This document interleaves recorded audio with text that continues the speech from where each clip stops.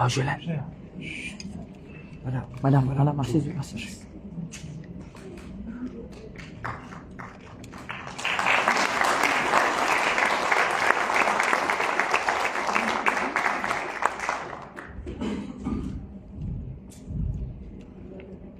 Yousuf Mohamed va remettre le livre au Premier ministre.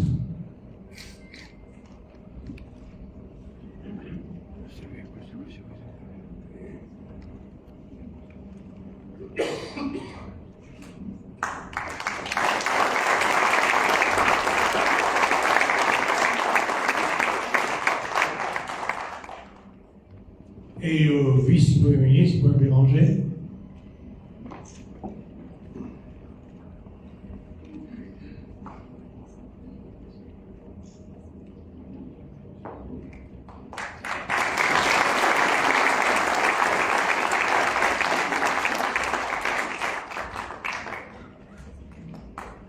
Et selon la liste qu'on m'a remise, c'est Zakir qui va procéder à offrir les livres à la liste qu'on m'a donnée. J'appelle Ramgoolam.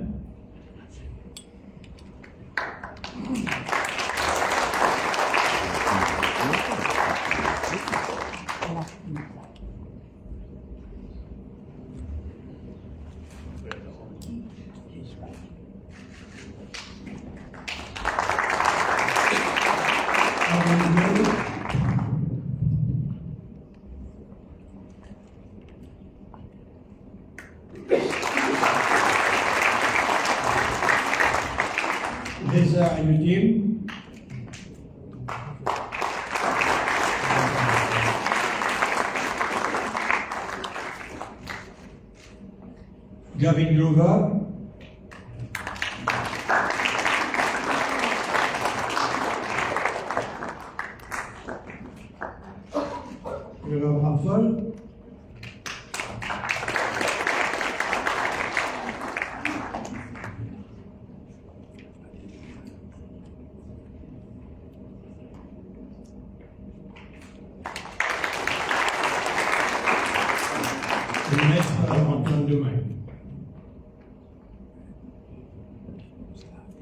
J'avoue, quand on décrit ces noms, on dirait des projections.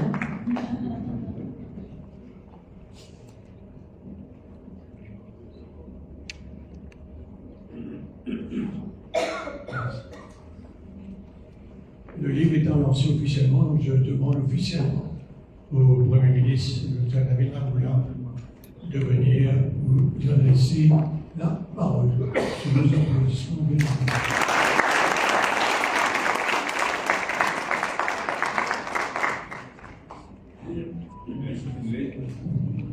The Deputy Prime Minister, the leadership, the Chief Justice, DPP, State Domain, the committee, the former Vice President, distinguished guests. First of all, I want to thank the Mohamed family for having asked me to pay tribute to the man I used to call Bai Yousuf. I've known him since 1967 when he was a candidate for the Independence Party. And then I saw him in the National Assembly. Well, I was very impressed by his oratory and his eloquence, both in English and in French. In fact, I thought his father, Sir Abdul Razak Mohamed, must have been very proud of him, because Sir Abdul could not speak Creole very well, he had an accent, and he often misinterpreted things. I won't go into this interview because it might be embarrassing. But yet, within one generation, somebody who came from India couldn't speak Creole very well. Within one generation, his son could speak fluent English and French. And then I left Mauritius in 1968 and never met Yousuf again until 1976 when I came back the Mauritius. In the 1976 election, Sir Abdul Razak lost his seat again, but Yousuf got elected as leader. I remember a few things then. I know he was offered by the then Prime Minister, Sir Yousuf Mohamed, the Ministry of Labour. That was the very ministry where I believe Sir Abdul Razak will accept everything but not the Ministry of Labour. Precisely because he knew there would be clashes with my good friend, now Deputy Prime Minister, and Paul Bélanger, and they had clashes. But it's important to remember in politics, they had terrible clashes, but they developed a mutual respect for each other. That didn't have much. I won't go beyond my time. No, you may. I didn't have much contact then after that with Yousuf, except for the occasional meeting when he came to London. He would visit his brother, Mile. I haven't seen him, but maybe he's here. He's here. I thought he would be here. Mile. I was renting a flat for Mile in the basement. And I was studying law then. And then I entered politics in 1991, and I received then some good advice from him, I must say. He also assisted us in the election petition we had at the Judicial Committee of the Privy Council, together with Sir Guy Tonjbal and Sir Geoffrey Cox, who later on became Attorney General in the UK. And then we met occasionally, as this film said, at weddings and funerals. Not the only times we met. But I remember his sense of humor at the Hotel of Ali, and also my good friend Mr. Domain. He had a sense of humor, and I remember his jokes. I was telling Shakil I would love to share them with you.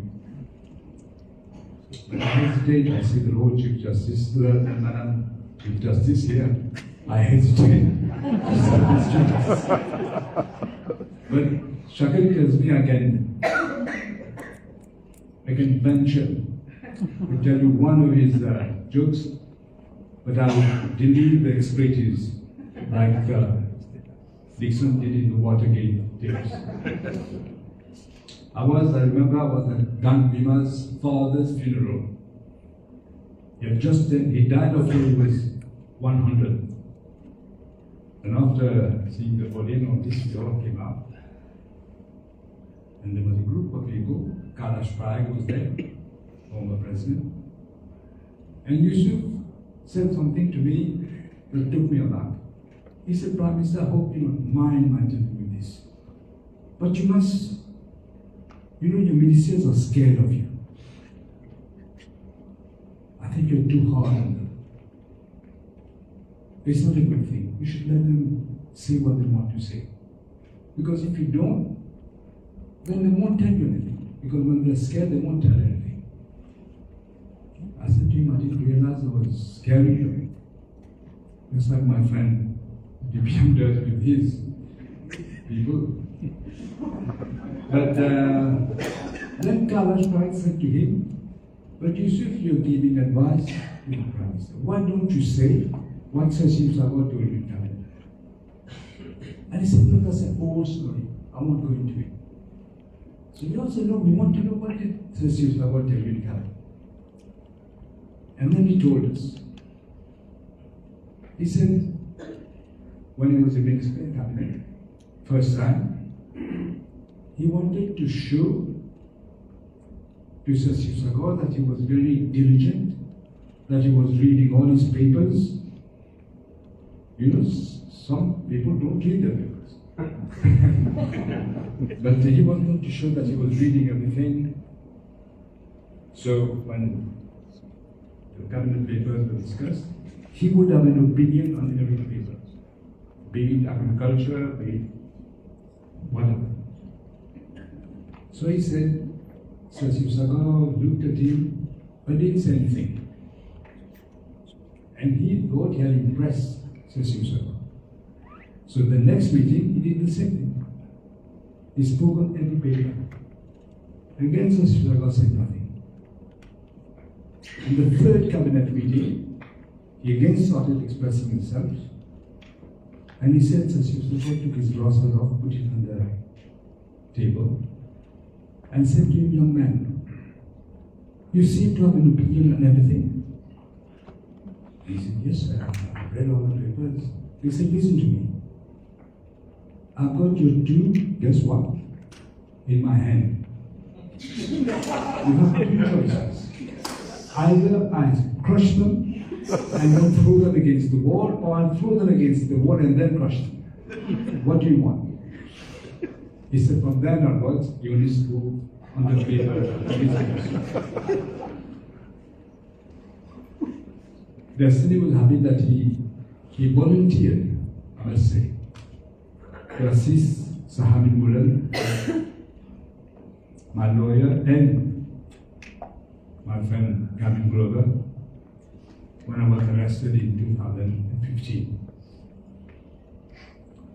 Not only he stood by me, but I saw his undeniable qualities of the law. He was a fearless advocate, a master cross-examiner. I would describe him as a tiger ready to pounce. I wouldn't say lion, tiger. His advocacy and strategic thinking was of great assistance to me and to my other defense lawyers. And I'll never forget, after my arrest, I was taken from the Mocha detention center straight to the Central CID at Likase. And you know, there, we were all surprised. I'm sure my friend Navin Ramgoolam will remember. But he was horrified to see the then Attorney General, Honorable Yevgeny. He came there to watch my interrogation. It was quite unbelievable that an Attorney General should not know such elementary law, that it shouldn't be there. But Yousuf, as I said, he was fearless. He immediately told him, in no uncertain words, I want to repeat what he said, that as Attorney General, he had no business to be there and should leave immediately. And I can tell you, he departed unceremoniously but very quickly. And reflecting on his life, he once remarked, I think, that he had no regrets. He had lived his life the way he wanted to live with his family.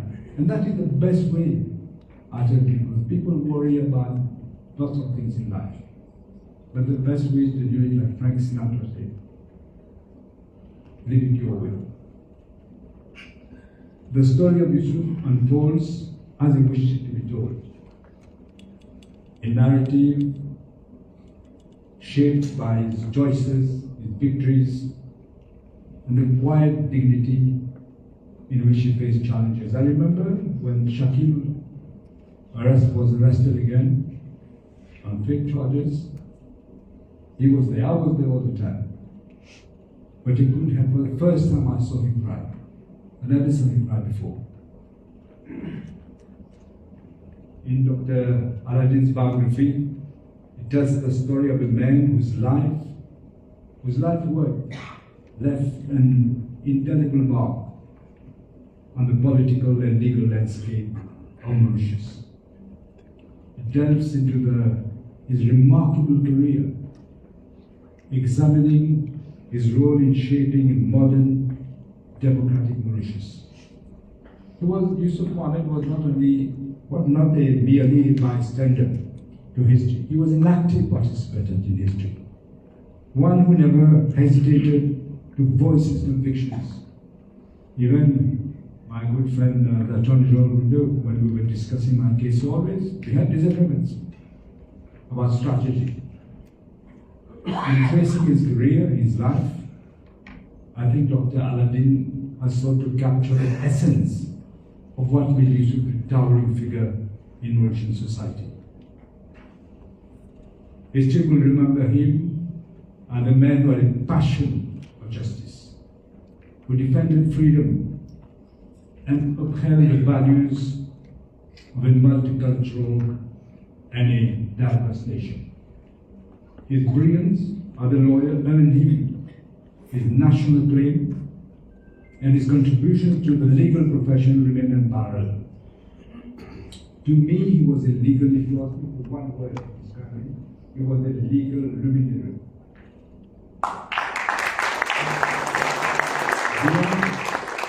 Beyond politics and law, Yousuf was also a man of humility and generosity, while being a gentleman of the old school. And despite his successes, he kept his human touch, always extending, I know and I'm sure you know, extending his services pro bono for those in need, regardless of the background. May his soul rest in peace. Thank you.